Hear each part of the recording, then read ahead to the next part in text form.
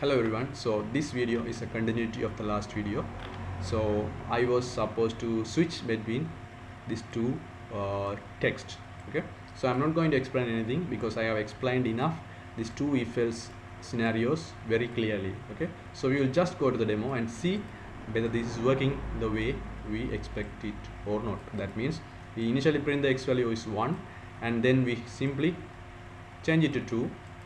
Okay, and then this will be skipped, so we don't worry, and we will, with the x value is 2, we will come here, we will skip it and we will print this, and again we will come here. This is false, so we check the else if. Since this is false only, we check the else if and we make it 1, and we come with the x is equal to 1 and we do this and we skip the rest, and there's another if condition because the second, then we check the second if condition and we make it 2. So this switching chain will continue. Okay guys, so I will demonstrate it. Let's have a look. So the outcome should be x value is 1, x value is 2, again x value is 1, x value is 2, 1 to each, next each other should be printed. Okay, so I will copy it and I will simply do a verification.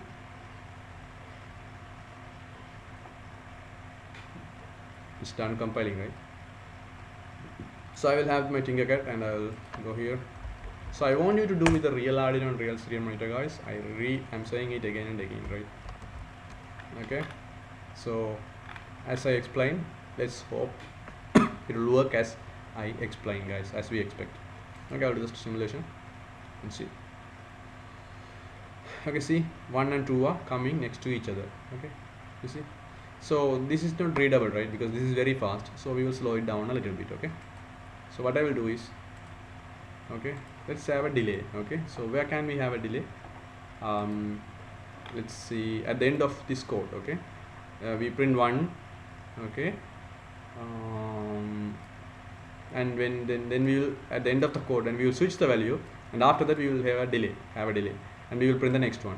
Okay, so that you can see this 1 to each is printing next to each other, right? So then again at every iteration we will have a delay. Okay, so once it is printed, switch it, and then we wait for a second or 500 milliseconds. Then in the next iteration this is printed and we wait for another second, and this is printed, we wait for another second after switching. Okay, so I will have a delay. So this is very easy, right? I go 500.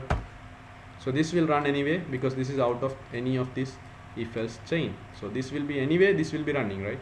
So the delay will be there. Whatever is printed, the delay will be coming after every printing or after every iteration.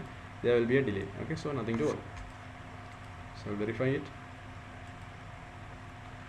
Okay, compiling is done. So copy it. I will delete the current one and quickly paste it. Let's start the simulation. So now see, you can clearly see that, right? So there is a need of the delay, guys. You can notice it. Okay, so the adding the place, so the place where the delay should be added, I decided it has to be in the last. So there is no harm, but depending on your purpose, you have to decide whether, where the delay should be coming. Okay, you have to logically think using your common sense. So now the outcome is totally fine, right? 1 to 2. So you will understand this value is being switched in a very smart manner, right? 1 2 1 2 is coming next to each other, right? So I want you to understand this kind of tactics or programming techniques, so that you can take advantage of them. Okay, switching the values, so that switching the outcomes. Okay guys, so that is fine. So so before moving into the next scenario, let's do a small refactoring, guys. Okay, so let's stop the simulation. Let's come here. Okay, so what I do is, see, I'm doing two things when if x is equal to 1. Okay, so here I'm doing this thing, x value is 1 displaying when x is equal to 1. Okay, also I'm reassigning the value for the same condition. So what if I take this value and adding here in the next line, because if x is equal to 1, both should be happening, right? Okay, and also this also, if x is equal to 2, in two places I am checking the same condition. Okay, so what if I add these both conditions together in one place? Why should I write code unnecessarily? Okay, so guys, if you understand what I have taught up to now, then only proceed with that. Okay, if you didn't understand, you had to rewatch it, and you can even skip it, okay, because this is some code refactoring scenario. Okay, this thing, if you don't understand, you have to gain by your experience, guys. Okay, so just let's check whether it will work or not.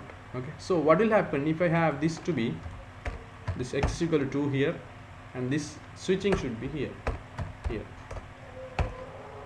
Okay, so let's simply think, if this is not here, what will happen? Okay,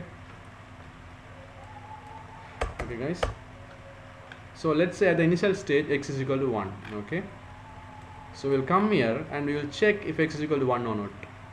This is true. Okay, so what we will do is we will display this value, x value is 1. Then what will happen? We don't do anything else. We will come here and we will do the second thing, x is equal to 2, and again we don't do anything else, and we only have the delay.